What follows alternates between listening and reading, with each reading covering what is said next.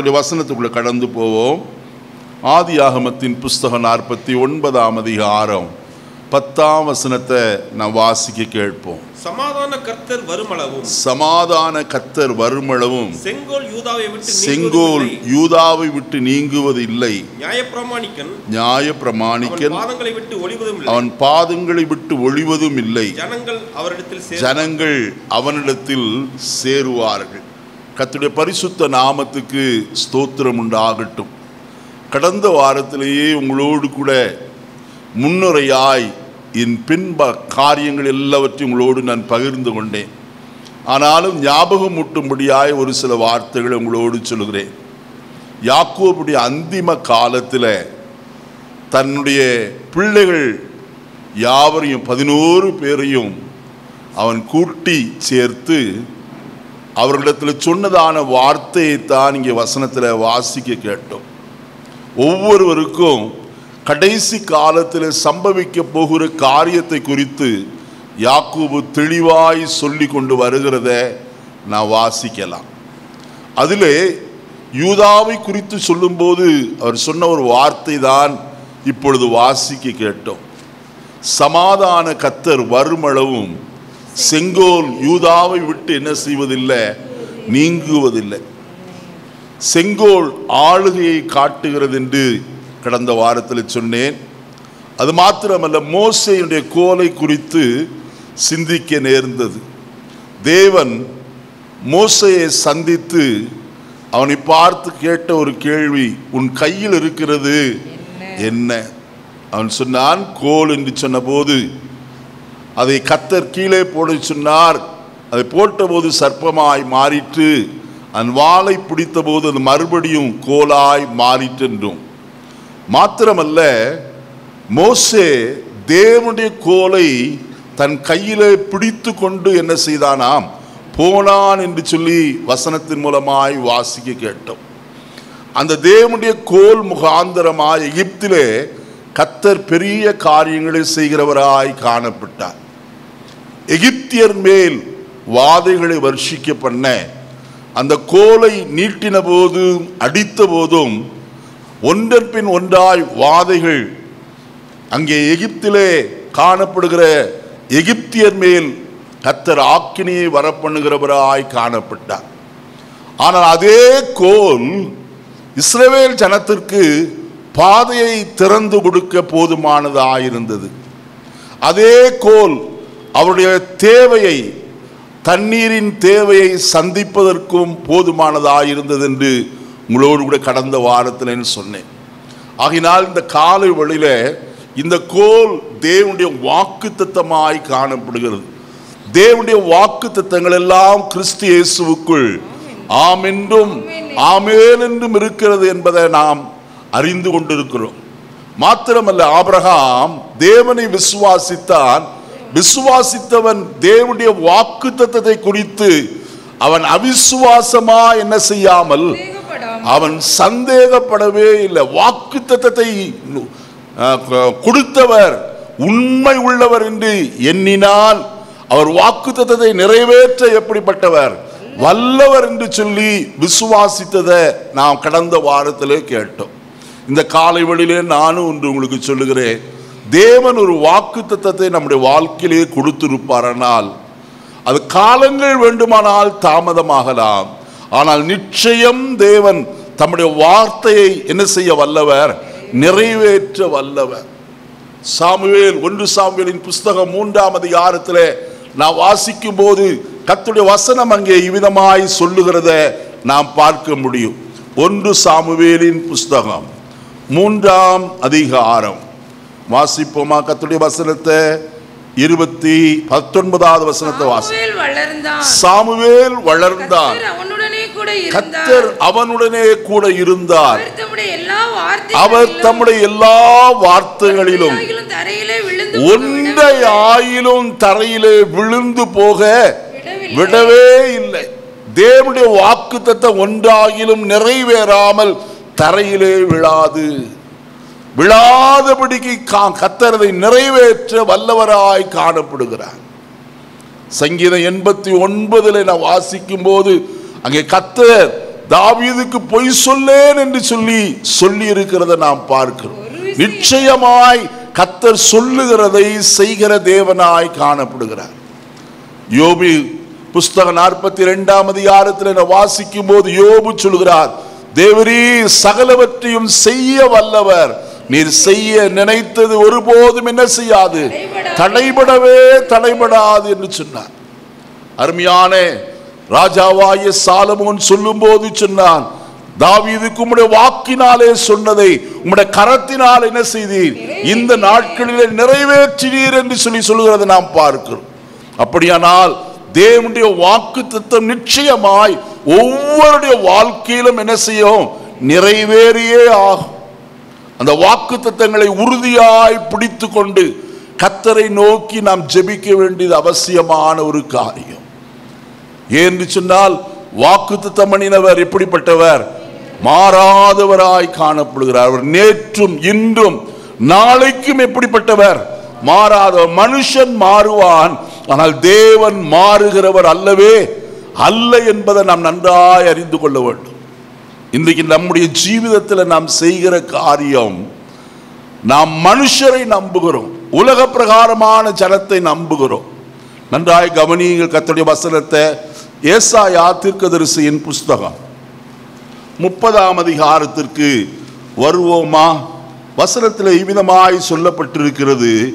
2வது வசனத்தை வாசியுங்கள். என் வார்த்தையை கேளாமல் பார்வோனுடைய பலத்தினாலே விலக்கவும் எகிப்திலே நிழலில் ஒதுங்கவும் வேண்டும் என்று எகிப்துக்கு போகிறவளுமாகிய முரட்டாட்டமுள்ள புத்திரருக்கு ஐயோ என்று கர்த்தர் சொல்லுகிறார்.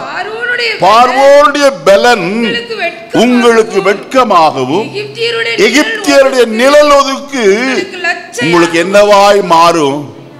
எகிப்து உலகத்தை காட்டுகிறது.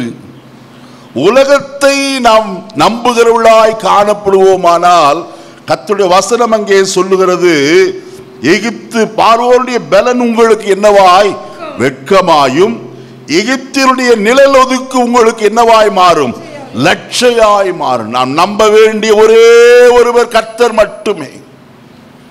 எகிப்தியருடைய நிழலிலே ஒதுங்கும்படிக்கு நாம் போக வேண்டாம். நாம் ஒதுங்கத்தக்கதான ஒரு நல்ல நிழல் ஒன்று உண்டு. இந்த காலைவெளியில 63ஆம் சங்கீதத்தில் வாசிக்க கேட்டோம், முதல் செட்டைகளின் நிழலிலே களி கூறுகிறேன். அவருடைய செட்டைகளின் கீழே அடைக்கலம் உண்டு, ஆரோக்கியம் உண்டு, சகல நன்மைகளும் உண்டு என்பதை மறந்து போக வேண்டாம். ஆகினாலே தேவனுடைய வாக்கு தத்தத்தை உறுதியாய் பிடித்துக் கொள்வோம். இந்த நாளிலே ஒரு சில காரியங்களை உங்களோடு நான் தொடர்ச்சியான செய்தியை சொல்ல இருக்கிறேன். கர்த்தருடைய வசனத்தை நான் வாசிக்க கேட்போம்.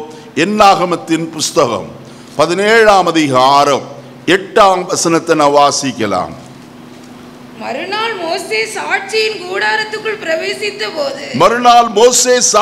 கூடாரத்துக்குள் பிரவேசித்த போது இதோ லேவியின் குடும்பத்தாருக்கு இருந்த ஆரோனின் கோல் துளிர்த்திருந்தது. அது துளிர்விட்டு பூ பூத்து வாதுமை பழங்களை என்ன செய்தது, கொடுத்தது. நன்றாய் கவனிக்க வேண்டும். கர்த்தர் இஸ்ரவேல் ஜனத்தை எகிப்திலே இருந்து அற்புதமாய் விடுதலையாக்கி அவருடைய தேவைகள் எல்லாம் ஆச்சரியமாய் சந்தித்து வனாந்திரத்தில் வழிநடத்தி கொண்டு வருகிறவராய் காணப்பட்டார். தேவன் தம்முடைய ஜனங்களின் மத்தியில வாசம் செய்யும்படியாய் ஒரு ஆசரிப்பு கூடாரத்தை உண்டு பண்ணும்படிக்கு கர்த்தர் மோசேயிடத்தில் சொன்னார். அதனுடைய மாதிரியை காண்பித்தார். மாதிரியை மோசே பார்த்து அதன்படியே கர்த்தருடைய ஆசரிப்பு கூடாரம் நிர்மாணம் செய்யப்பட்டது. அதை ஸ்தாபித்த வேளையிலே கர்த்தருடைய வசனத்தில் நமக்கு நன்றாய் தெரியும், கர்த்தருடைய மகிமை கூடாரத்தை என்ன செய்தது, நிறைத்தது. இப்பொழுது அவர்கள் மேகம் எழும்பும் போது கூடாரத்தையும் எடுத்துக்கொண்டு அவர்கள் மறுபடியும் பிரயாணம் செய்ய வேண்டியது அவசியமாயிருக்கிறது. எங்கே மேகம் கீழே இறங்குமோ அங்கே அவர்கள் மறுபடியும் கூடாரத்தை ஸ்தாபித்து கூடாரத்தை சுற்றிலும் இஸ்ரவேல் ஜனங்கள் என்ன செய்வார்கள், பாளையம் இறங்கி தங்குகிறவர்களாய் காணப்படுவார். இதுதான் அவருடைய வாழ்க்கையினுடைய அன்றாட நடபடியாய் காணப்பட்டது. ஒவ்வொரு நாளும் ஒவ்வொரு இஸ்ரவேலனும் நோக்கி பார்க்கிற ஒரு காரியம் என்னவென்றால், கூடாரத்தை பார்ப்பான். கூடாரத்தின் மேலே கர்த்தருடைய மகிமை என்ன செய்திருக்கிறதா, தங்கி இருக்கிறதா, அது மேலே எழும்புகிறதா என்று பார்க்க வேண்டியது அவசியம். இந்த காலைவெளியில விசுவாச குடும்பத்தாராகி உங்களோடு நான் சொல்லுகிற ஒரு காரியம், நான் ஒவ்வொரு நாளும் அதிகாலை வேளையில பார்க்க வேண்டிய ஒரு காரியம் என்னவென்றால், கர்த்தருடைய மேகம் செக்கினாவின் மகிமை கூடாரத்தின் மேல தங்கி இருக்கிறதா அல்லது எழும்பி இருக்கிறதா என்பதை நாம் அறிந்து செயல்பட வேண்டியது அவசியம். நம்முடைய கண்கள் எல்லாம் கர்த்தர் மேல் பதிக்கப்பட்டிருக்க வேண்டும், மனுஷர் மேல் அல்ல. கர்த்தருடைய மகிமையை நாம் பார்ப்போமானால் நிச்சயமாய் நாம் ஆசீர்வதிக்கப்பட முடியும். 63ஆம் சங்கீதம் 2வது வசனத்தில் சங்கீதக்காரனாகிய தாவீது சொல்லும் போது அவன் நிமிதமாய் சொல்லுகிறதை நாம் பார்க்கிறோம். இப்படியே பரிசுத்த ஸ்தலத்தில் உம்மை பார்க்க ஆசையாயிருந்து உமது வல்லமையும் உமது மகிமையும் நான் என்ன செய்தேன். ஹல்லேலூயா. கர்த்தருடைய பிள்ளைகளே, நான் ஒன்று சொல்கிறேன், கர்த்தருடைய மகிமையை காணும்படிக்கு நம்முடைய கண்கள் எப்போதும் வாஞ்சையுள்ளதா இருக்க வேண்டும். வசனத்தில் என்ன வாசிக்க கேட்டோமே, இப்படியே உம்முடைய பரிசுத்த ஸ்தலத்தில் உம்மை பார்க்க நான் என்னவாயிருந்தேன், ஆசையாயிருந்தேன். மற்ற மனுஷரை அல்ல பார்க்க வேண்டியது, கர்த்தரை பார்க்க முடியாது ஆசையா இருக்கிறோமா?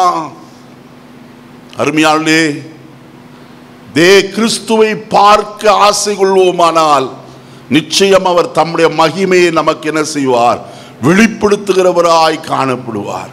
இந்த அருமையான வேத பகுதியில் நாம் வாசிக்க கேட்டோம், இஸ்ரவேல் ஜனங்கள் அடிக்கடியா என்ன செய்கிறார்கள், முறுமுறுக்கிறவர்களாய் காணப்படுகிறார்கள். நீ எங்களை ஆளுவாயோ, நீதானோ என்றெல்லாம் பல விதங்களிலும் பல காரியங்களை அவள் சொல்லி கொண்டு வந்ததை நாம் பார்க்கிறோம். ஆசாரிய ஊழியம் செய்ய ஆரோனின் குடும்பத்தார் மட்டும்தானா, நாங்கள் இல்லையா என்று எல்லாரும் முறுமுறுக்கிறவர்களாய் காணப்பட்டார். கர்த்தர் அந்த முறுமுறுப்பின் சத்தத்தை கேட்டார். மோசே இடத்துல சொன்னார், ஒவ்வொரு கோத்திரத்தாரும் கோத்திரத்தின் பிரபுக்கள் ஒவ்வொரு கோலை என்ன செய்ய வேண்டும், அதில் பெயர் எழுதி கொண்டு வர வேண்டும். நீ என்ன செய்ய வேண்டும், அதை கர்த்தருடைய சன்னிதானத்திலே வைக்க வேண்டும். நான் தெரிந்து கொள்ளுகிற கோத்திரம் எதுவோ அவனுடைய கோல் என்ன செய்யும், துளிர்க்கிறதாய் காணப்படும். அருமையானே, இஸ்ரவேல் கோத்திரத்தார் எல்லாரும் தங்கள் தங்கள் கோல்களில் கொண்டு வருகிறவர்களாய் காணப்பட்டார்கள். ஒவ்வொரு கோலிலும் அவனுடைய பெயர் எழுதப்பட்டிருந்தது. ரூபன், சிமியோன், லேவி, அதே போல யூதா, இசக்கார், தான் என்று 12 கோத்திரத்தாருடைய பெயரும் அதில் எழுதப்பட்டதாய் காணப்பட்டது. மோசே அவைகளை வாங்கி, அங்கே வசனத்தில் என்ன வாசிக்கும் போது கர்த்தருடைய வசனத்தில் இவ்விதமாய் சொல்லப்பட்டிருக்கிறது. 7வது வசனத்தை பாருங்கள். அந்த கோல்களை மோசே சாட்சியின் கூடாரத்தில் கர்த்தருடைய சமூகத்தில் என்ன செய்தான், வைக்கிறவனாய் காணப்பட்டான். அது எங்கே வைத்தான் என்று சொல்லி கர்த்தருடைய வசனத்தில் என்ன வாசிக்கிற வேளையில தேவ சமூகத்திலே அவன் வைக்கிறவனாய் காணப்பட்டான். அது எங்கே, 4வது வசனத்தை பாருங்கள். அவைகளை ஆசரிப்பு கூடாரத்திலே நான் உங்களை சந்திக்கும் ஸ்தானமாகிய சாட்சி பெட்டிக்கு முன்னே வைக்க வேண்டும். ஏதோ ஒரு இடத்துல அல்ல, நான் உங்களை சந்திக்கும் சாட்சி பெட்டிக்கு முன்னே, அந்த கிருபாசன பெட்டிக்கு முன்னே தான் அது வைக்கப்பட வேண்டும். அந்த கிருபாசன பெட்டியின் நடுவில் இருந்துதான் கர்த்தர் மோசையோடு என்ன செய்வார், பேசுகிறவராய் காணப்படுவார்.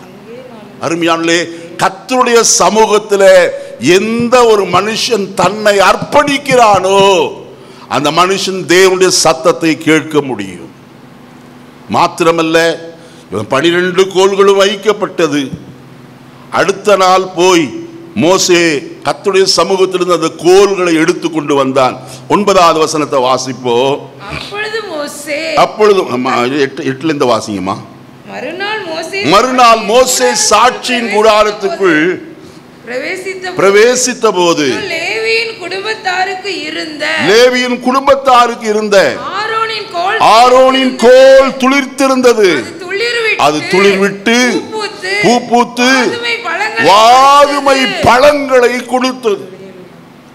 ஒரு வேத பண்டிதர் விதமாய் சொல்கிறார், ஒரு வாதுமை மரம் பூ பூத்து அது கனி கொடுக்க வேண்டுமானால் ஏறக்குறைய 12 வருஷங்களுக்கு மேலாகும்.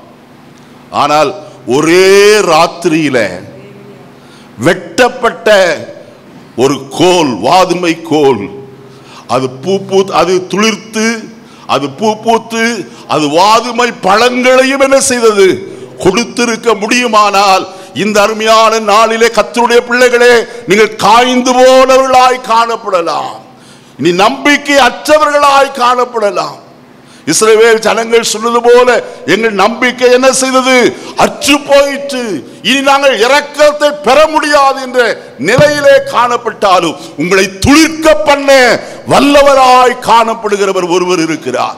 எங்கே வர வேண்டும் என்றால் தேவ சமூகத்திற்கு நீங்கள் வருவீர்களானால் கர்த்தர் உங்களை துளிர்க்க பண்ணுவதற்கு போதுமானவராய் இருக்கிறார். துளிர்க்கிறது மட்டுமல்ல, அது வாதுமை பழங்களையும் என்ன செய்தது, கனி கொடுக்கவும் கர்த்தர் செய்ய வல்லவராய் காணப்படுகிறார். உலர்ந்து போன எல்லாவற்றிலே இருந்தும் கர்த்தர் ஜீவனை கொடுக்க எப்படிப்பட்டவர், வல்லவராய் காணப்படுகிறார். ரோமருக்கு எழுதின 4ஆம் அதிகாரம் 17வது வசனத்தை நாம் வாசிக்கிற வேளையில கர்த்தருடைய வசனம் இப்படி சொல்லுகிறது. ரோமர் 4:17, இல்லாதவர்களை இருக்கிறவர்களை போல அழைக்கிற தேவனுக்கு முன்பாக அநேக ஜாதிகளுக்கு உன்னை தகப்பனாக ஏற்படுத்தினேன் என்று எழுதியிருக்கிறபடி தான் விசுவாசித்தவருமாய் மரித்தோரை உயிர்ப்பித்து இல்லாதவைகளை இருக்கிறவர்களை போல அழைக்கிற தேவனுக்கு முன்பாக நம்ம எல்லாருக்கும் யாராய் மாறினானாம், தகப்பனாய் மாறினான். வசனத்தில் சொல்லப்பட்டிருக்கிறது, மரித்தோரை அவர் என்ன செய்கிறவர், உயிர்ப்பிக்கிறவரும் இல்லாதவர்களை இருக்கிறவர்களை போல என்ன செய்கிறவர், அழைக்கிற கர்த்தர் நம்முடைய தேவன். லாசருவே வெளியே வா என்றார். உள்ளே இருந்து அவனுடைய சரீரம் வெளியே என்ன செய்தது, வந்தது. சீலைகள் சுட்டப்பட்டு இருந்தது. அவன் நடந்து வரவில்லை, அது அப்படியே அவனுடைய சவம் வெளியே கடந்து வந்தது. அதற்கு பிறகுதான் சீலையை என்ன செய்யுங்கள், அவிழ்த்து கட்டவிழ்த்து விடுங்கள் என்று கர்த்தர் சொன்னார். இந்த நாளில் நான் உங்களோடு சொல்கிற காரியம், ஆரோனுடைய கோலை துளிர்க்க செய்யக்கூடுமானால் கர்த்தருடைய பிள்ளைகளே, உங்களையும் துளிர்க்கவும் கனி கொடுக்கவும் செய்ய கர்த்தராலே ஆகும் என்பது இந்த காலை ஒளியில் சொல்லுகிறேன். அதைரியப்பட வேண்டாம், சோர்ந்து போக வேண்டாம். கர்த்தரால் எல்லாம் கூடும், அவர் செய்ய வல்லவர். இரண்டாவது, ஆரோனுடைய கோல் விசேஷம் உண்டு. யாத்ராகமத்தின் புஸ்தகம் 7ஆம் அதிகாரம் 12வது வசனத்தை வாசிக்கலாம். யாத்ராகமம் 7ஆம் அதிகாரம் 12வது வசனம்.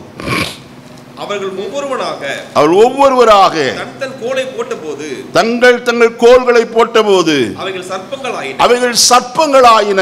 ஆரோனுடைய கோலோ அவர்களுடைய கோல்களை எல்லாம் என்ன செய்தது, விழுங்கி போட்டது. பார்வோன் சொன்னால், உங்கள் பகுதிக்கு ஒரு அற்புதத்தை எனக்கு என்ன செய்யுங்கள், காட்டுங்கள் என்று சொல்லி அவன் சொல்லுகிறவனாய் காணப்பட்டான். 10வது வசனத்தை வாசிங்க. மோசேயும் ஆரோனும் பார்வோனிடத்தில் போய் கர்த்தர் தங்களுடைய கட்டளையிட்டபடி செய்தார். 9வது வசனத்தை வாசிங்களேன். உங்கள் பட்சத்திற்கு ஒரு அற்புதத்தை காட்டுங்கள் என்று பார்வோன் உங்களோட சொன்னால், ஆரோனை நோக்கி உன் கோலை எடுத்து போடு என்பாயாக, அது சர்ப்பமாகும் என்றார். மோசேயும் ஆரோனும் பார்வோனிடத்தில் போய் கர்த்தர் தங்களுக்கு கட்டளையிட்டபடி செய்தார்கள். ஆரோன் பார்வோனுக்கு முன்பாகவும் அவன் ஊழியக்காரருக்கு முன்பாகவும் தன் கோலை போட்டான், அது சர்ப்பமாயிற்று. அப்பொழுது பார்வோன் சாஸ்திரிகளையும் சூனியக்காரை அழைப்பித்தான். எகிப்தின் மந்திரவாதிகளும் தங்கள் மந்திர வித்தையினால் அப்படி செய்தார்கள். நல்ல கவனிங்க, கர்த்தருடைய கரம் எவ்வளவு பலத்த கரம் என்பதை நாம் நன்றாய் அறிய வேண்டும். பார்வோன் உங்கள் பகுதிக்கு ஒரு அற்புதம் செய்யுங்கள் என்று சொன்னால் நீங்கள் செய்ய வேண்டிய காரியம், மோசேயே நீ ஆரோனுடைய கோலை தரையிலே என்ன செய், போட சொல்லு. அது போட்ட போது அது என்ன ஆயிற்று, சர்ப்பமாயிற்று. எகிப்திலே காணப்பட்ட மந்திரவாதிகளும் தங்களுடைய மந்திரத்தினாலே என்ன செய்தார்களாம், அப்படியே செய்தார்கள். அதுவும் என்ன ஆயிற்று, பாம்பாய் மாறிற்று, சர்ப்பங்களாய் மாறிற்று. ஆனால் ஒரு காரியம் நடந்தது, வசனத்தில் என்ன வாசிக்க கேட்டோம். ஆரோனுடைய கோலோ, அவருடைய கோல்களை எல்லாம் என்ன செய்தது, விழுங்கிற்று. ஹல்லேலூயா. கர்த்தருடைய பிள்ளையே, உனக்கு விரோதமாய் உருவாக்கப்படுகிற எந்த ஆயுதமும் என்ன செய்யாது, வாய்க்காது. கர்த்தர் அதை செய்ய வல்லவர். ஏன்னு சொன்னால் கர்த்தர் பார்வோனுக்கு முன்பதாய் அவரே பெரியவர் என்பதை என்ன செய்தார், நிரூபித்து காட்டுகிறவராய் காணப்பட்டார். இது மட்டுமல்ல, மோசே எகிப்திலே கோலை புழுதியிலே அடித்த போது பெண்களாய் புறப்பட்டு வந்தது. எகிப்தின் மந்திரவாதிகளும் செய்ய என்ன செய்தார்களாம், பிரயத்தனம் பண்ணினார்கள். ஆனால் அவர்களால் என்ன செய்யாமற் போயிற்று, கூடாமற் போயிற்று என்று 8ஆம் அதிகாரத்தில் என்ன வாசிக்கலாம். 19வது வசனத்தை வாசி, 18வது வசனத்திலிருந்து வாசிப்போம். மந்திரவாதிகளும் மந்திர வித்தையினால் பிரயத்தனம் செய்தார்கள், செய்தும் அவர்களால் கூடாமற் போயிற்று. மனிதர் மேலும் மிருக ஜீவன்கள் மேலும் இருந்தது. அப்பொழுது மந்திரவாதிகள் பார்வோனை நோக்கி இது தேவனுடைய விரல் என்றார்கள். ஆனாலும் கர்த்தர் சொல்லி இருந்தபடி, அருமையான கர்த்தருடைய ஜனமே, நம்மோடு இருக்கிறது கர்த்தருடைய கரம், மற்றவர்களோடு இருக்கிறது கர்த்தருடைய கரம் அல்ல. நான் தேவனுடைய கரத்தை குறித்து நேற்றைய ராத்திரி வேளையில பேசினேன். கர்த்தருடைய கரம் குறுகினது அல்ல, தேவ ஜனங்களுக்காய் செயல்படுகிற கர்த்தருடைய கரம். மோசேயின் கரத்தின் கோலின் வல்லமையை நடப்பித்தது போல ஆரோனுடைய கையிலே இருந்த கோலும் என்ன செய்தது, அற்புதங்களை செய்ய போதுமானதாயிருந்தது. இந்த காலையில் ஒன்று சொல்லுகிறேன், உங்களுடைய கரத்தில் இருக்கிற வாக்கு தத்தங்கள் சகல சத்துருவின் வல்லமைகளையும் மேற்கொள்ள எப்படிப்பட்டது, அதிகாரம் உள்ளதாய் காணப்படுகிறது. இதோ சர்ப்பங்களையும் தேள்களையும் மிதிக்கவும் சத்துருடைய சகல வல்லமைகளையும் மேற்கொள்ளவும் நான் உங்களுக்கு என்ன கொடுத்திருக்கிறேன், அதிகாரம் கொடுத்திருக்கிறேன். அந்த அதிகாரம் என்ன, தேவனுடைய வாக்கு தத்தம். அதை ஒவ்வொரு நாள் அறிக்கை செய்கிறோமா? வாக்கு தத்தம், தேவனுடைய வசனத்திற்கு வல்லமை உண்டு. பிரியமானவர்களே, இயேசு சொன்னாரே யோவான் 6ஆம் அதிகாரத்தில், நான் சொன்ன வசனங்கள் ஆவியாயும் ஜீவனாயும் இருக்கிறது என்று 63வது வசனத்தில் சொல்லி இருக்கிறார். ஆவியே உயிர்ப்பிக்கிறது, ஒன்றுக்கு உதவாது. நான் உங்களுக்கு சொன்ன வசனங்கள் ஆவியாயும் அது ஜீவனாயும் இருக்கிறது. அதற்கு ஆவி உண்டு, ஜீவனும் உண்டு. அது என்ன செய்யும்? ஏசாயா 55ஆம் அதிகாரம் 11வது வசனத்தில் வாசிக்கும் போது வசனம் சொல்லுகிறது. ஏசாயா 55:11, அப்படியே என் வாயிலிருந்து புறப்படுகிற வசனமும் இருக்கும், அது வெறுமையா என்னிடத்திற்கு திரும்பாமல், அது நான் விரும்புகிறதை செய்து நான் அதை அனுப்பின காரியம் ஆகும்படிக்கு வாய்க்கு 2 காரியத்தை செய்யும். என்ன செய்யும்? ஒன்று, நான் விரும்புகிறதை அது செய்யும். எது? தேவனுடைய வார்த்தை அல்லது வசனம். அருமையானே, இந்த வசனம் வானமும் பூமியும் ஒளிந்து போனாலும் ஒளியாத ஒரு வல்லமையுள்ள வார்த்தையாய் காணப்படுகிறது. அருமையான காலை வேளையில் உங்களோடு நான் சொல்ல ஆசிக்கிற காரியம், கர்த்தர் விரும்புகிறதை அது செய்யும். 2வது காரியம், அது அனுப்புகிற காரியம் என்ன செய்யுமாம்? வாய்க்கு. எந்த நோக்கத்தோடு கர்த்தர் தம்முடைய வசனத்தை அனுப்புகிறாரோ அது நிச்சயமா என்ன செய்யும்? வாய்க்கத்தான் செய்யும். ஒரு நாளும் வெறுமையாய் அது என்ன செய்வதில்லை, திரும்புவதே இல்லை என்று வேதம் சொல்லுகிறதே. யாத்திராகமத்தின் புஸ்தகம் 33ஆம் அதிகாரத்திற்கு நேராய் நம்முடைய வேத வசனத்தை சற்று திருப்புவோம். யாத்திராகமத்தின் புஸ்தகம் 33ஆம் அதிகாரம் 17வது வசனத்தை வாசிக்க கேட்போம். அப்பொழுது கர்த்தர் மோசேயை நோக்கி, நீ சொன்ன இந்த வார்த்தையின்படியே செய்வேன். என் கண்களில் உனக்கு கிருபை கிடைத்தது. உன்னை பெயர் சொல்லி அழைத்து என செய்திருக்கிறேன். ஒரு வார்த்தை நன்றாய் கவனியுங்கள். இந்த வசனத்துல நீ சொன்ன இந்த வார்த்தையின்படியே செய்வேன். ஒரு அல்லேலியா சொல்ல மாட்டேங்கிறீங்களே? மோசேக்கு தானே சொன்னார். எனக்கா வசனம் உங்களுக்கும் எனக்கும் உரியதாய் காணப்படுகிறது. இந்த வசனத்தில் என்ன சொல்கிறார்? மறுபடியும் வசனத்தை வாசிப்போம். எல்லாரும் வசனத்தை வாசிங்க. மோசேயை நோக்கி, நீ சொன்ன இந்த வார்த்தையின்படியே செய்வேன். என்ன வார்த்தையை சொன்னான் மோசே? அதை செய்வேன் என்று சொல்லி இருக்கிறாரே, அது என்ன? 16வது வசனத்தை வாசிப்போம். 15லிருந்து வாசிங்க. அப்பொழுது அவன் அவரை நோக்கி, உம்முடைய சமூகம் என்னோட கூட இராமற் போனால், செல்லாமற் போனால் எங்களை எவ்விடத்திலிருந்து என்ன செய்ய வேண்டாம்? பாருங்க, கர்த்தர் சொன்னார், என் சமூகம் உனக்கு முன்பாக செல்லும் என்று சொல்லி. மோசே கர்த்தரிடத்திலே இவ்விதமாய் சொல்கிறான், உம்முடைய சமூகம் என்னோட கூட செல்லாமற் போனால் எங்களை இவ்விடத்திலிருந்து என்ன செய்ய வேண்டாம்? போக விடவே வேண்டாயா. அப்ப என்ன அர்த்தம்?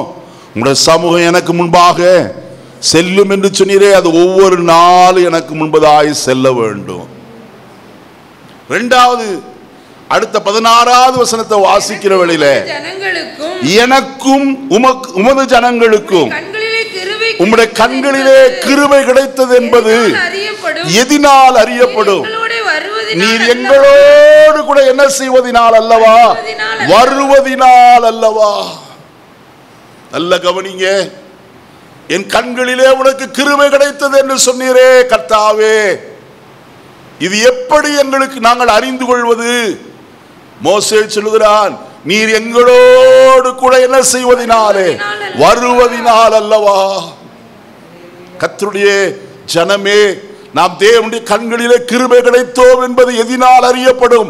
கர்த்தர் நம்மோடு ஒவ்வொரு நாளும் வருவதினாலே.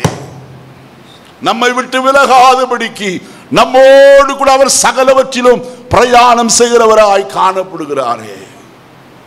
நம்மோடு அவர் வருவாரானால் நம்முடைய தேவைகள் சந்திக்கப்படும்.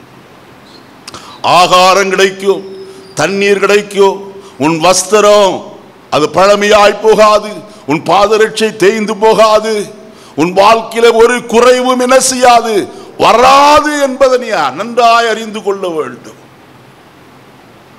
அப்படி உண்டாயா? வசனத்தை வாசிப்போமா? உபாகமத்தின் புஸ்தகம் வசனத்தை வாசிக்கலாம். 1ஆம் அதிகாரம், உபாகமத்தின் புஸ்தகம் 1ஆம் அதிகாரம்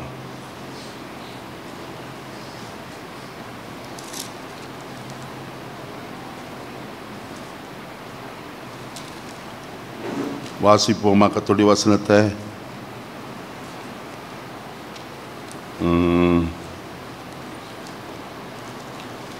11வது வசனத்தை 10-11 வாசிங்க.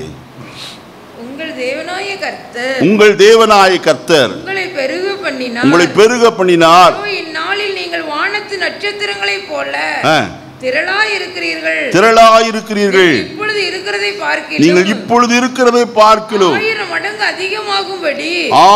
மடங்கு அதிகமாகும்படி உங்கள் தேவனாய கர்த்தர் உங்களுக்கு சொல்லியபடியே உங்களை ஆசீர்வதிப்பாராக. 2ஆம் அதிகாரம் 7வது வசனம், உன் தேவனாய கர்த்தர் உன் கையின் கிரியைகளில் எல்லாம் உன்னை ஆசீர்வதித்து வருகிறார். இந்த பெரிய வனாந்தர வழியாய் நீ நடந்து வருகிறதை அவர் அறிவார். இந்த 40 வருஷமும் உன் தேவனாய கர்த்தர் உன்னோடே இருந்தார், ஒன்றும் குறைபடவில்லை என்று சொல் என்றார். யார் கூட இருந்தது? உன்னுடைய தேவனாய கர்த்தர்.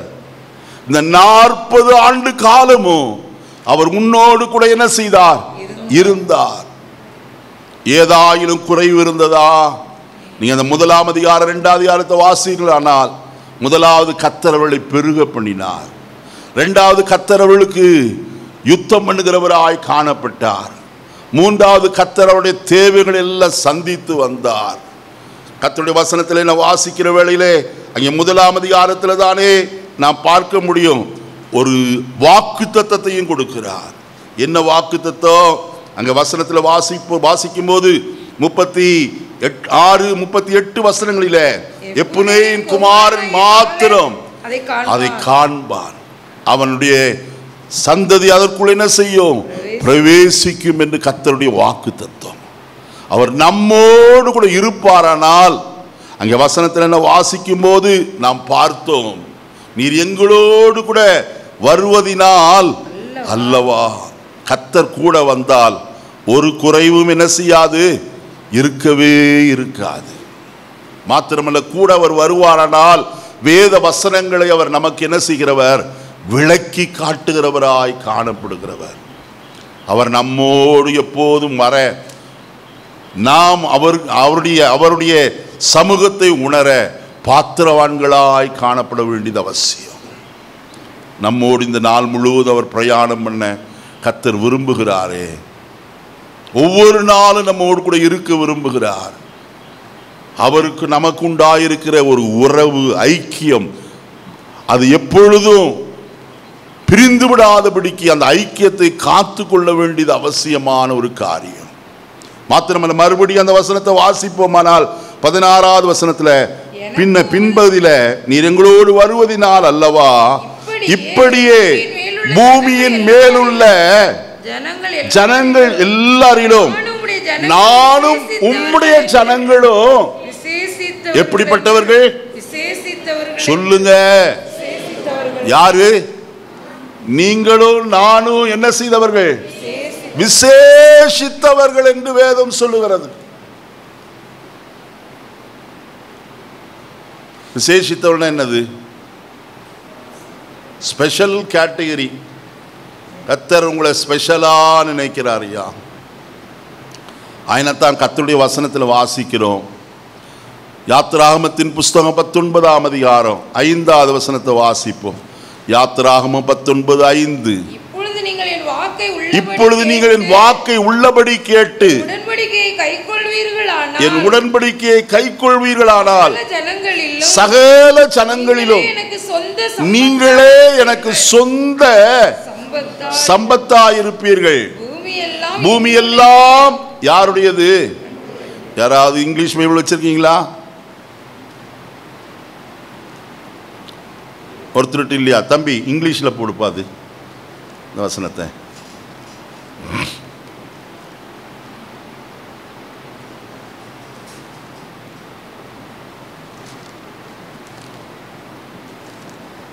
எங்கே ஜோஸ்? எங்கே?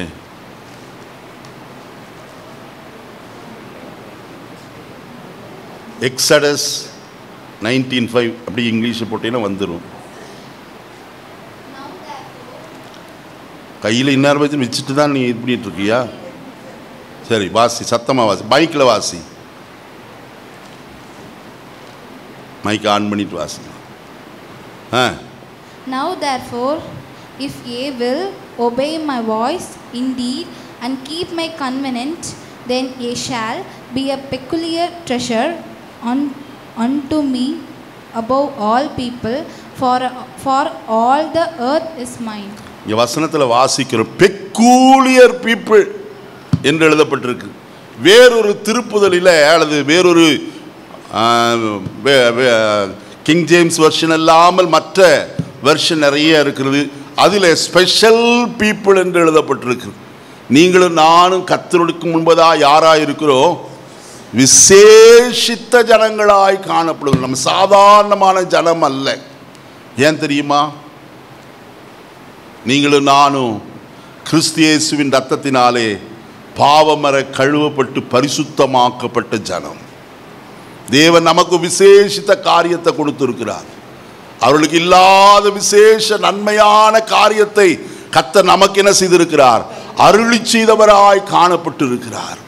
இந்த காலையிலே நீங்களும் நானும் விசேஷித்தவர்கள் என்பதை என்ன செய்ய வேண்டாம்? மறந்து போக வேண்டாம். அந்த விசேஷித்தவனுக்கு உண்டாயிருக்கிற ஒரு ஆசீர்வாதத்தை நன்மையான காலை வேளையில் உங்களோடு நான் பகிர்ந்து கொள்ள விரும்புகிறேன். உபாகமத்தின் புஸ்தகம் 33ஆம் அதிகாரம் வாசிப்போமா? 15ஆம் வசனத்திலிருந்து வாசிக்கலாம். உபாகமம் 33:15 ஆதி பர்வதங்களில் உண்டாகும் திரவியங்களினாலும் நித்திய மலைகளில் பிறக்கும் அரும்பொருள்களினாலும் நாடும் அது நிறைவும் கொடுக்கும் அருமையான தானியங்களினாலும் ஆசீர்வதிக்கப்படுவதாக. முட்செடியில் எழுந்தினவரின் தயை யோசேப்புடைய சிரசின் மேலும் தன் சகோதரில் விசேஷித்தவுடைய உச்சந்தலையின் மேலும் ஹல்லேலூயா. தன் சகோதரில் விசேஷித்தவன் யார்? யோசேப்பு. நல்ல கவனிங்க. யோசேப்பை குறித்து கர்த்தருடைய வசனம் அங்கே சொல்லப்படுகிற காரியம் இவ்விதமாய் காணப்படுகிறது. உபாகமத்தின் புஸ்தகம் 33ஆம் அதிகாரத்திற்கு நான் மறுபடியும் உங்களை திசை திருப்ப விரும்புகிறேன். வாசிப்போமா? 13ஆவது வசனத்திலிருந்து. யோசேப்பை குறித்து கர்த்தரால் அவனுடைய தேசம் முதலாவது காரியம், நாம் இருக்கிற இடம் என்ன செய்யப்படும்? ஆசீர்வதிக்கப்படும். ஏதை சொல்லுகிறேன்? சகோதரில் விசேஷத்துடைய உச்சம் தலையின் மேல் என்ன செய்யுமா? வந்து தங்கும். நீங்க வசனத்தை வாசிங்கன்னா நீதிமொழிகளின் புஸ்தகம் 10ஆம் அதிகாரம் வாசிக்கலாமா? நீதிமானுடைய சிரசின் மேல் வசனத்தை சொல்லணும். 10:6 நீதிமானுடைய சிரசின் மேல் தங்கும். யார் மேல தங்கும்? சொல்லுங்க. யாரெல்லாம் நீதிமான்? ஆமா, பொழைச்சுக்குவீங்க. சத்தமா தான் ஒரு அல்லேலூயா சொல்ல மாட்டீங்களா? நல்ல சத்தமா சொல்லுங்க. நான் நீதிமானாய் இருக்கிற இயேசுவின் இரத்தத்தினாலே நான் கழுவப்பட்ட நீதிமான். என்னுடைய தலையின் மேல் கர்த்தருடைய ஆசீர்வாதம் என்ன செய்கிறது? வந்து தங்குகிறது. இப்போதும் கர்த்தருடைய ஆசீர்வாதத்தை நான் என்ன செய்கிறேன்? சுமந்து திரிகிறேன். சொல்லணும் ஒவ்வொரு நாளும் தலையில கை வச்சு, கர்த்தாவே என்னுடைய தலையின் மேல் உம்முடைய ஆசீர்வாதத்தை நீர் வைத்திருக்கிறீர். அந்த ஆசீர்வாதம் ஒரு அபிஷேகத்தை போல இறங்கி வரும். சங்கீதம் 133 வாசிக்கிற 2வது வசனத்துல அது ஆரோனுடைய சிரசின் மேல் ஊற்றப்பட்டு அவருடைய தாடியிலே வடிகிறதும் அவருடைய அங்கிகளிலே இறங்குகிறதும். அப்படியானால் அவனை மூடிக்கொள்ளுகிற ஒரு அபிஷேகம், விசேஷித்த அபிஷேகத்தை கர்த்தர் ஆரோனுடைய சிரசின் மேல வைத்திருந்தார். உங்கள் மேலும் என் மேலும் கர்த்தர் வைத்திருக்கிற அபிஷேகம் சாதாரணமானது அல்ல. அது ஒரு விசேஷித்த அபிஷேகமாய் காணப்படுகிறது. எதுக்கும் அசைய மாட்டேங்கிறீங்கன்னா உங்களுக்கு என்னதான் நான் செய்யறதுன்னு தெரியல. வசனம் எவ்வளவு அழகா இருக்கிறது. வசனத்தில் என்ன வாசிக்கிறோம்? தன் சகோதரில் விசேஷித்தமுடைய உச்சந்தலையின் மேல் என்ன செய்கிறதா? வந்து தங்குகிறது. அதுல முதல் ஆசீர்வாதம் என்ன? அவனுடைய தேசம் என்ன செய்யப்படும்? ஆசீர்வதிக்கப்படும். அந்த தேசத்துல என்ன இருக்கிறது? வானத்தின் செல்வத்தினாலும் பனியினாலும் ஆழத்திலுள்ள நீரூற்றுக்களினாலும். வானத்திலிருந்து என்ன வருகிறது? மழை வருகிறது, பனி வருகிறது, வானத்திலிருந்து தான் வெளிச்சமும் வருகிறது. எல்லாம் வானத்தினுடைய ஆசீர்வாதங்கள் நமக்கு கிடைக்கும். அடுத்தது ஆழத்தினுடைய ஆசீர்வாதங்கள்.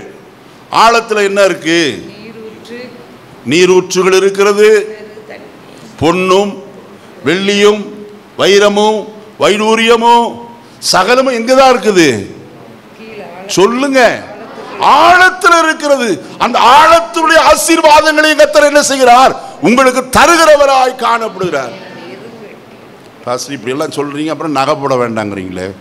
நான் ஒரு நாள் அப்படி சொன்னதில்லை. நீ எத்தனை வேணாலும் போட்டுக்கு, ஆனா அதன் ஆசை அதன் மேல என்ன செய்யாத, வைக்காத. கர்த்தர் கொடுத்தா கடன் வாங்கி போடாதப்பா.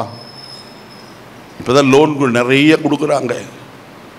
அந்த லோன் இந்த லோன் கோல்டு லோன் எல்லாம் வாங்கி போட்டு பாஸ்டர் ஜெபம் பண்ணுங்க. எதுக்கு வாங்குறதெல்லாம் வாங்கிறது? கடன். கடன் என்னை புளியுது பாஸ்டர். புளியாமல் ஒன்று என்ன செய்யும்?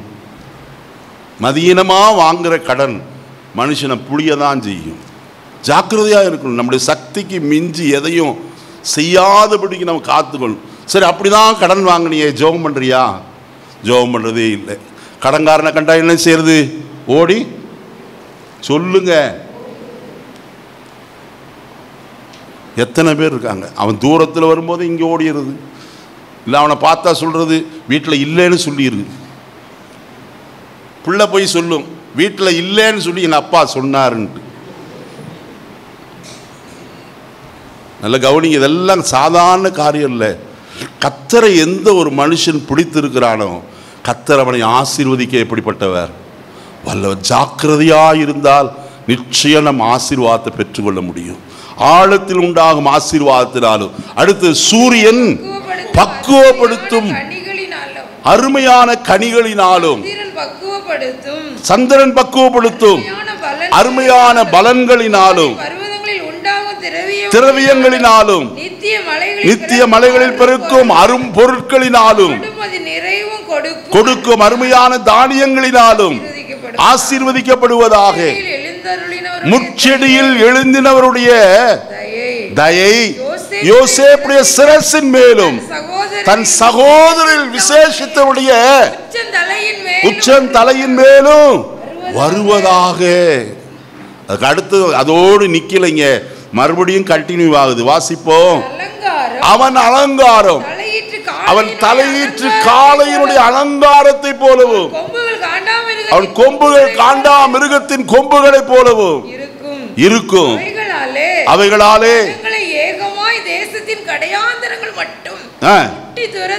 முட்டி துரத்துவான். அவர்கள் எப்ராயிமின் 10,000 மனாசையின் 1000 கர்த்தருடைய பிள்ளைகளே, நேரம் கடந்து போகிறது. விசேஷித்தவர்களுக்கு உண்டாயிருக்கிற ஆசீர்வாதம் இது.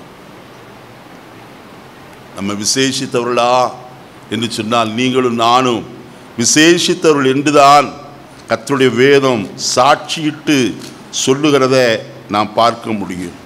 இந்த அருமையான காலை வேளையில் நம்மை விசேஷித்தவனாய் மாற்றுகிறது கர்த்தருடைய வார்த்தை ஒன்றுதான். ஆகையினால கர்த்தருடைய வார்த்தைக்கு நாம் செவிசாய்ப்போமானால் நிச்சயமாய் நம்மை விசேஷித்தவர்களாய் கர்த்தர் மாற்றுவார். 1 கொரிந்தியர் 4ஆம் அதிகாரம் 7வது வசனத்தை வாசிப்போம். முதல் பகுதியை மட்டும் வாசிங்க. அன்றியும் உன்னை விசேஷித்தவன் ஆகும்படி செய்கிறவர் யார்? மனுஷ ஒரு நாள் நம்மை விசேஷித்தவனாய் மாற்ற முடியாது. யார்தான் மாற்ற முடியும்? கர்த்தர் தான் மாற்ற முடியும். அவர் அண்டிக் கொள்ளுகிற கர்த்தர் விசேஷப்படுத்துகிறார். அவருடைய தேசத்தை, அவர் இருக்கிற இடத்தை விசேஷப்படுத்துகிறார். வசனத்தை வாசிப்பீர்களானால் யாத்ராகமத்தின் புஸ்தகம் 8ஆம் அதிகாரம் 22வது வசனத்தை வாசிப்போம். யாத்ராகமம் 8:22.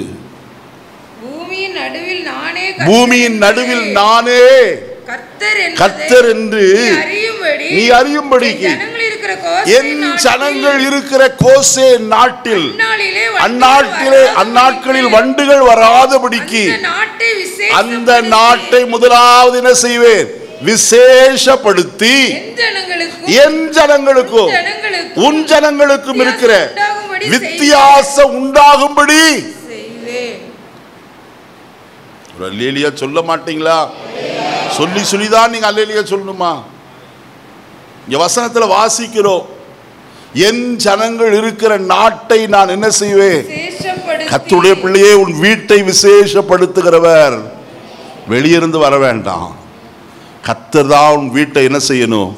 விசேஷப்படுத்தணும். நீ இருக்கிற இடத்தை விசேஷப்படுத்துகிறவர் கர்த்தர் தான். மாத்திரமல்ல, விசேஷப்படுத்தி உன் ஜனங்களுக்கும் என் ஜனங்களுக்கும் இருக்கிற வித்தியாசத்தை என்ன செய்வேன்? உண்டாக்க செய்வேன். நமக்கும் மற்ற ஜனங்களுக்கு வித்தியாசம் இருக்கணும் ஐயா. அவனை போல அல்ல நாம். இயேசு சொன்னாரே, நான் உலகத்தார் அல்லாது போல நீங்களும் யாரல்ல, உலகத்தார் அல்ல. நான் உலகத்தாராய் இருப்போமானால் உலகம் நம்ம என்ன செய்திருக்காது? பகைத்திருக்காது.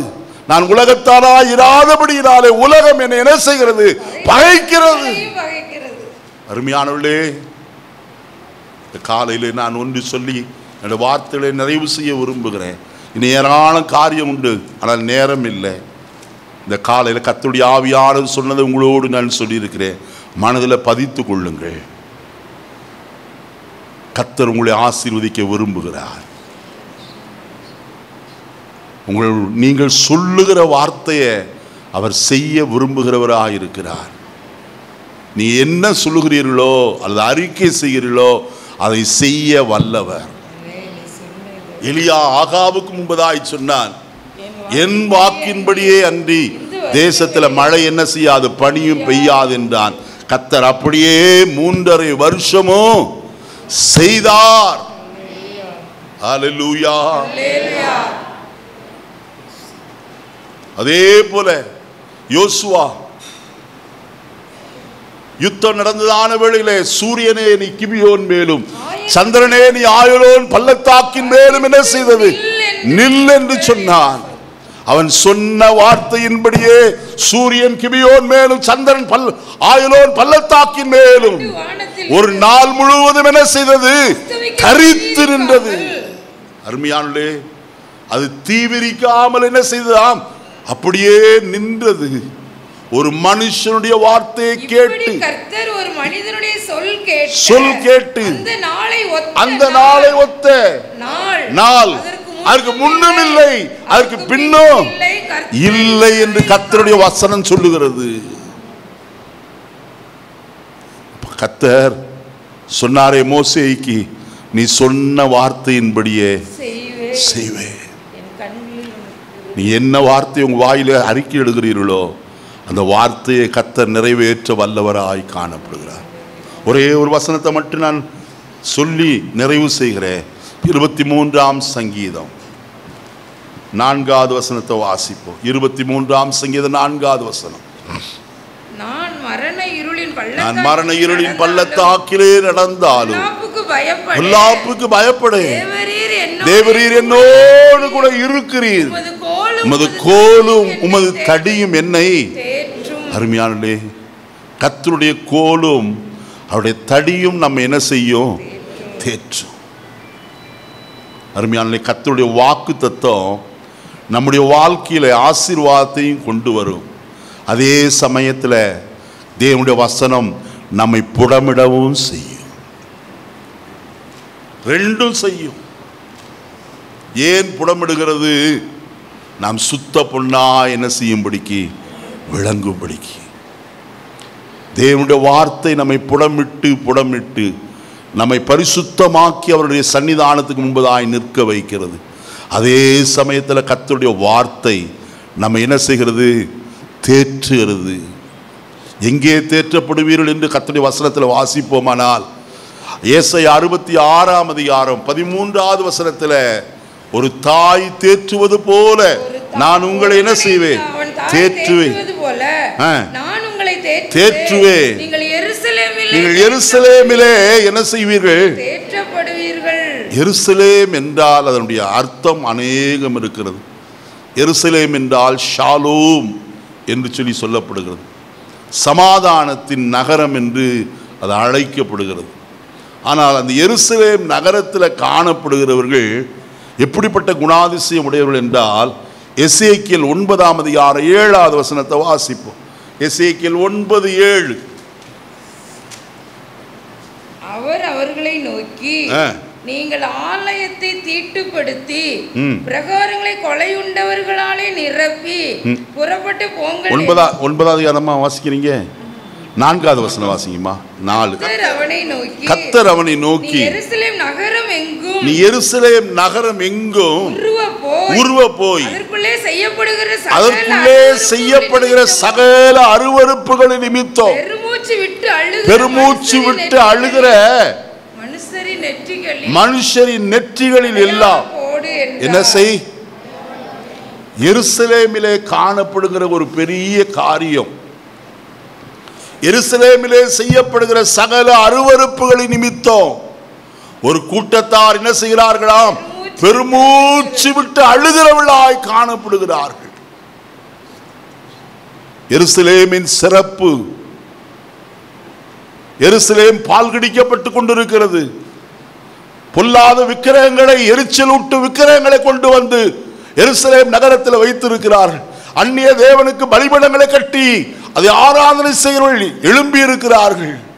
இந்த காலகட்டத்தில் எருசலேம் நகரத்தில் இருக்கிற ஒரு கூட்டத்தார் என்ன செய்கிறார்களாம்?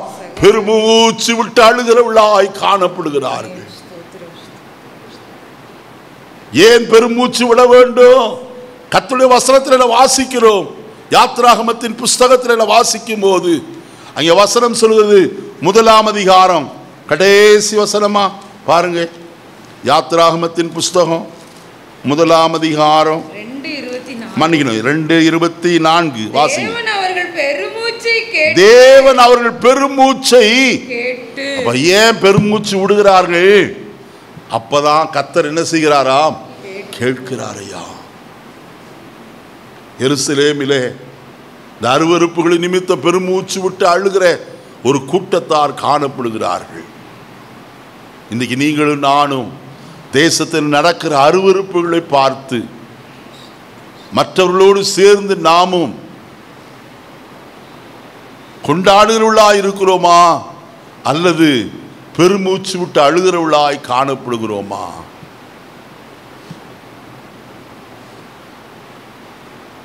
கர்த்தர் சொல்லும் போது சொன்னார், என் நாமம் தரிக்கப்பட்ட என் ஜனங்கள் தங்களை தாழ்த்தி என் முகத்தை தேடி தங்கள் பொல்லாத வழிகளை விட்டு திரும்பினால் கர்த்தராகிய நான் அவர்கள் பாவத்தை மன்னித்து அவர்கள் தேசத்திற்கு என்ன செய்வேன்? 2 நாளாகமம் 7:14 2 நாளாகமம் 7:14 என் ஜனங்கள் தங்களை தாழ்த்தி ஜெபம் பண்ணி என் முகத்தை தேடி தங்கள் பொல்லாத வழிகளை விட்டு திரும்பினான், அப்பொழுது பரலோகத்தில் இருக்கிற நான் கேட்டு அவர்கள் பாவத்தை மன்னித்து அவர்கள் தேசத்திற்கு என்னத்தை தருவேன்? சேமத்தை தருவேன் சொன்னாரே. தேசத்திற்கு சேமம் வேண்டுமா? பெருமூச்சு விட்டு அழுகிறவளாய் காணப்பட வேண்டும். இன்னொரு விசேஷத்தை நான் சொல்லி நிறைவு செய்கிறேன். ஏசாயா தீர்க்கதரிசியின் புஸ்தகம் 2ஆம் அதிகாரம் 3வது வசனத்தை வாசிப்போம். ஏசாயா 2:3. திரளான ஜனங்கள் புறப்பட்டு வந்து நாம் கர்த்தரின் பர்வதத்திற்கும் யாக்கோபின் தேவனுடைய ஆலயத்திற்கும் போவோம். வாருங்கள், அவர் தமது வழிகளை நமக்கு போதிப்பார், நாம் அவர் பாதைகளில் நடப்போம் என்பார்கள். ஏனெனில் சீயோனிலிருந்து வேதமும் எருசலேமிலிருந்து வசனமும் என்ன செய்யும்? அருமையானே, எருசலேமிலே நமக்கு கிடைக்கிற ஒரு காரியம், தேவனுடைய வசனம் கிடைக்கும். கதையே இருக்காது. இந்த கடைசி காலத்தில் கள்ள உபதேசங்கள் ஏராளம் பெருகி இருக்கிறது. மாறுபாடான காரியங்களை போதிக்கிற அநேகர் இருக்கிறார்கள். ஜனங்களை சீர்படுத்தி ஸ்திரப்படுத்தி கர்த்தருடைய ராஜ்யத்திற்கு கொண்டு போக வேண்டும் என்ற சிந்தையற்ற எத்தனையோ பேர் இன்றைக்கு ஊழியத்தை நடப்பித்துக் கொண்டிருக்கிறார்கள். அவருடைய தேவன் வயிறு. அவர்கள் பொய்யராய் காணப்படுகிறார்கள். கிரேத்தா தீவார் ஓயா பொய்யர் என்று எழுதப்பட்டிருக்கு. அவர் பெருமைத்து சோம்பேறிகள் என்று கர்த்தருடைய வேதம் சொல்லுகிறது. பணத்திற்காக ஊழியம், அல்லையா, பணத்துக்காக அல்ல, எந்த மனுஷனை கிறிஸ்து இயேசுவுக்குள் தேறினவனாய் நிறுத்தும்படிக்கு அவரையே நாங்கள் என்ன செய்து அறிவித்து எல்லா விதமான புத்தி சொல்லி எந்த மனுஷனுக்கும் எல்லா ஞானத்தோடும் உபதேசம் பண்ணுகிறோம். உபதேசம் ஒருவனை பரிசுத்தப்படுத்தும். கதை அல்ல, சும்மா பாட்டு பாடிட்டே ஆராதனை முழுவதும் பாட்டு பாடியே முடிக்கிறது அல்லையா. வசனம்தான் ஒரு மனுஷனை பரிசுத்தப்படுத்தும். அது எருசலேமிலே இருக்கிறது. எருசலேமிலிருந்து கர்த்தருடைய வசனம் வெளிப்படும். அந்த வசனம் உங்களை தேற்றும், அது உங்களை தைரியப்படுத்தும், அது உங்களை பரிசுத்தப்படுத்தும், அது கர்த்தருடைய வருகைக்கு என்ன செய்யும், ஆயத்தப்படுத்தும். நம்ம எல்லாரும் எழுந்திருப்போம், கர்த்தரை நோக்கி பார்ப்போம். இந்த காலையில் கர்த்தருடைய ஆவியானவர் ஞாபகமூட்டின சில காரியங்கள் உங்களோடு நான் பகிர்ந்து கொண்டேன்.